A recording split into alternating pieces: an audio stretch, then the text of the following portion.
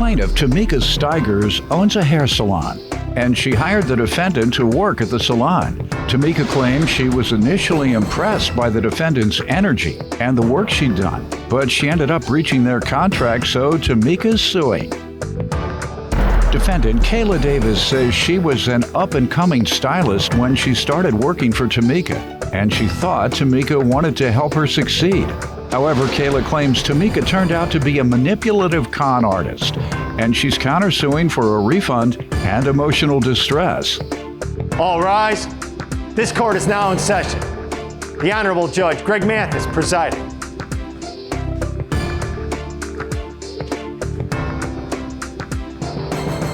You may now be seated. Start with you. I'll start just by stating how I know Kayla. I got a phone call from a mutual friend that stated that there was a young lady interested in getting into the salon in the hair business. And I said, well, is she serious? 'Cause You own one or operate? Or... I own a salon in St. Louis. And, you know, he said she was serious. I said, well, have her come over and I can speak with her. And so she came over that day. So I was impressed. And I'm into mentoring. I love to help my community. So it was not a big thing when she came and I saw the energy and the work that she had done. And so I was interested in having her work at the salon. Yeah. So we got started. She was there for a few months. We did all the paperwork and everything like that. And she was very concerned with, you know, making money, which, you know, rightfully so. She's young, you know. One step at a time, right? Mm-hmm. So she started working, and on the days where we were closed, I allowed her to come in and work without paying anything. Whatever she would make, she could keep. And as time went on, she realized that a lot of our clients come in for a specific service, which is sister locks. And you have to be trained in order to do that. Mm-hmm. And I said, well, you can, you know, do that here, but she didn't have the money for the training. So that's why we're here. We went into an agreement. Well, Your Honor, just to give you a little bit of background about me and her relationship, when I first met her, she seemed like a nice young woman who was willing to help a new and young stylist, you know, grow. Nude? New. You didn't have any clothes? New, Your Honor, new. Okay. Yeah. Yeah, you'll get a lot of help. Everybody want to help you. Go ahead. I was new. I was 18 years old. I didn't know nothing about salon work or, you know, the professionalism and all of that went into it. So when I first met her, she just seemed like she had a lot of opportunity for me.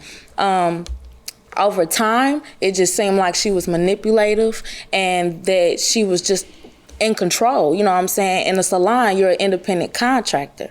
But her controlling my schedule and everything like that, it just didn't seem like her intentions was pure with me. How did she act? What was she doing? Yeah, so basically, like I said, she had a lot of opportunity for me. So one of the opportunities she offered was the apprenticeship. Mm-hmm. So she was like, yeah, come on in. We're going to get her license in less than a year. So the two stylists that was apprenticing me, I learned they didn't even want to do it, and I saw that with their actions. So she bribed them to do it. Bribed them out? Right. So with one of the stylists, she agreed to no commission rate if you sign this. And I also have evidence of that also. If that person signed saying that they would mentor you. Right. Okay, yeah. and you want to use that evidence now against her. I mean, the evidence, hold on, let me tell you what you're saying. You're saying that she went up to one of her workers and said, hey, I need you to train this young sister. And she went so far as to say, I'll pay you. And now you want to sue her for that? No, sir. So now you want to show me evidence that the woman paid somebody to train you? I didn't get trained though, so I'm still unlicensed. What happened? So she basically, you fired me. So basically, what happened was after I found out how she was running business, she was manipulative and she was a con artist. How? What was she doing to manipulate? So she was lying to the IRS. So I still have not. She's the only one. Yeah. I still haven't filed my taxes though, just off the simple fact she gave me fake numbers and she said, why are you filing? She was just like, I've been lying to the IRS for 10 years. Okay. So she said, I've been lying to the IRS for 10 years. That made you quit? No. I I'm not gonna stand for that. I'm new. I'm 18 years old. I'm a honest United States citizen. I'm lying I promise to anybody. you, that's what she said. And when I said, I know, well, and don't that's you what get you in trouble? said. She was like, no, we're self-employed. We can make whatever up we want to make. You know what I'm saying? Because All that's right, why I got the point. You're trying to send her to jail. So what else? What else did she do that you want to persecute also her she for? I took- said, you're going to really put a damper on internships. I know that. You've already done it with me. I'm like, whoa. Yeah. Go ahead. Yes. What else? So also suing her just off the simple fact of she took big chunks of money from me. She took commission rate, which was 55% from me. So the first contract I ever signed with her, it said 45%. So me not having any knowledge, I'm thinking that, oh, okay, she gets 45% of my money. But when I start keeping track, I'm like, this is a lot. You know what I'm saying? You taking more than half. So what's the real number? She was like, oh, I get 55. You get 45. So I was like, you know, that's a lot of money. I'm a young 18-year-old girl with $700 rent, $595 car note. Like, you part of the reason of why I'm drowning too. You know what I'm saying? So Let me ask you this. You weren't paying booth rent or you were? I have evidence saying booth rent, so I'm not even sure if I was an employee or Did you pay anything? 55%. So she took that from each client, and on page 6, you can But out also of see your that. pocket, you didn't pay anything. No, she took it out of my check. So go ahead. What else she do to you? Also, like I said, I still am not certified as a sister law consultant. What happened? So basically, in order to get certified, Your Honor, we have to do 3 full installs. So we have to clock in some 3 hours. full. Installs of sister locks. So basically, I did 6. I've went above and beyond. So why am I not certified? And I still don't have my hair license. Who has the ability to certify you? Only the state, right? Yeah, but she knew the process. So the sister law community is really small. It's not a lot of people Right. that know a lot about it. That's why y'all charge so much. And take 12 hours. Y'all don't take no Yeah. 12 hours. So- I would do that in an hour. Yeah. Everybody say, 12 hours. Yeah. So Go ahead. Tell me about the requirements. You Okay, I'm were sorry. required to do 3. You did 6. I did 6. I had my applications filled out. I had the pictures of all the installs I did, and I had all the paperwork ready to go. Okay. And it was a verbal agreement that she would do everything in her power to get us certified. So that was on her to send our stuff in to these people and get us certified. We Let me did tell you our what part. you just said. Listen to what you just said. Everything within her power. What does that consist of? What is her power? I mean, she's been What does doing she have sister the locks power to do? for over 10 years. So she knows these people. She knows the ropes in and out of how this process is supposed to go. She's Okay. been certified for a long time. So And she didn't tell you how it should go? No, she told us how to fill out the paperwork, how to get our hours, and she pushed clients our way to, you know, do the installations. So then it went like, okay, boom, I've done everything. So now let's do the next step, which is Right. me getting certified. You think somehow she's responsible for you not getting your license, even though you met all the requirements. She said she would do everything. Hold on, in her sorry. power, because you keep skipping to another subject, and that makes me think that you don't know what you're talking about. When you don't finish one subject and you skip to the I'm next, sorry, it's just that's a either lot. because you say, oh, the judge is on to me, or you don't really know. It's just a lot. All right, so she could do everything to help you, but it was your responsibility, right?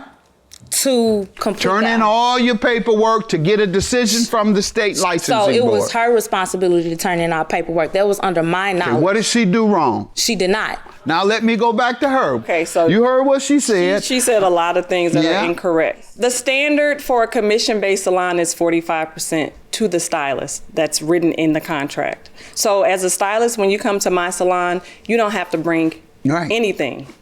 You walk in the door with a great attitude, and the clients are there for you. The receptionist is there to help your clients. Oh, you all get the clients too?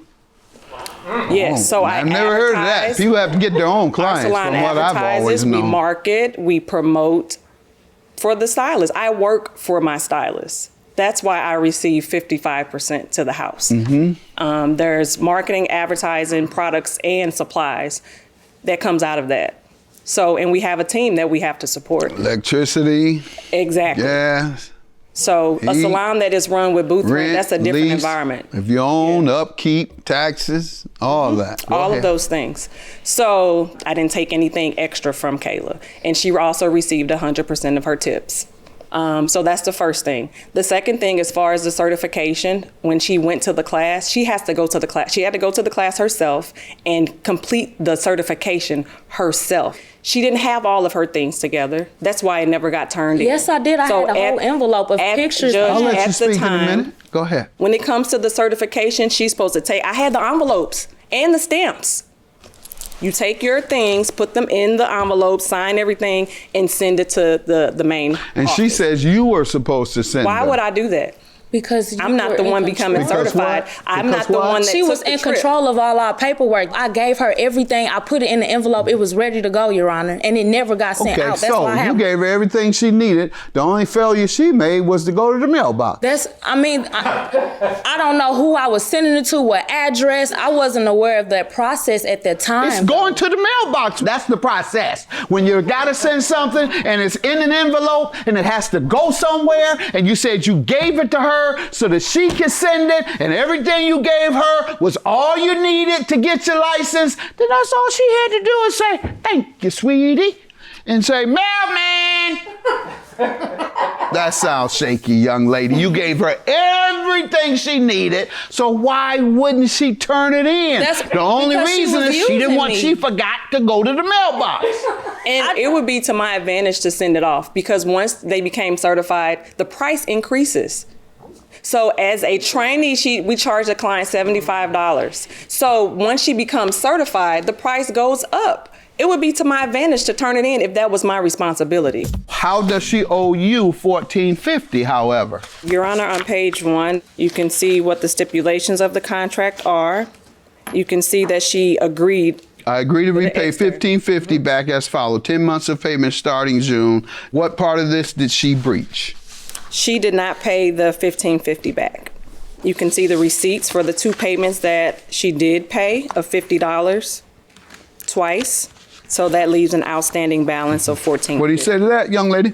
So, Your Honor, I feel like I don't owe her anything. What makes you feel that way? Just off the simple fact of I did my end, I did my part, and she did not do hers, What did she not do? which was the documents that we were talking She didn't about. put it in the mail for you? Right, because we All right. verbally agreed before I went on the trip that she would do everything in her power. You have the contract? Yes. Show me where it says she's supposed to put it and send it off for you.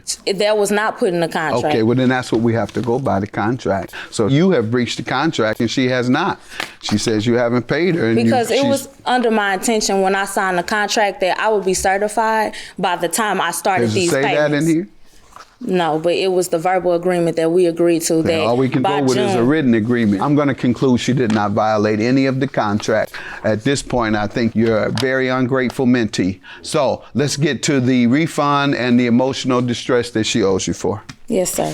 So I'm suing her today for emotional distress, just off the simple fact of I felt like I was being used with the apprenticeship. So I was a versatile stylist. I did a lot of things other than sister lock. So I brought in a lot of money.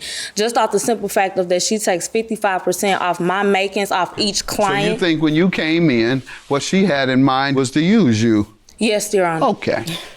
Wow. So if you look on page 6, you can see clearly that she took so much money from me. Those are my earnings in the first 5 months of working in her shop. And that is how much money I made. Now, I worked at her shop for 1.5 years, so I don't know overall how much I made, but Okay, if you don't know overall how much you made, you wouldn't know how much you was cheated out of. no, All right. this document is right here, Your You Honor. just said you don't know how No, much you made. I'm saying over Your in a year claim and a is dismissed. half. You don't even know how much you made, let alone whether she cheated you out of it. Yours is granted. You're perhaps the most ungrateful mentee that I've ever met. Good luck. Thank you for reaching you. out. Thank you for taking out your own pocket Thank you. to try and help these young ladies. Thank you. Just have a better and more thorough interview process next Thank time. you. That's all. Your claim is dismissed. Yours is granted. Have a good day.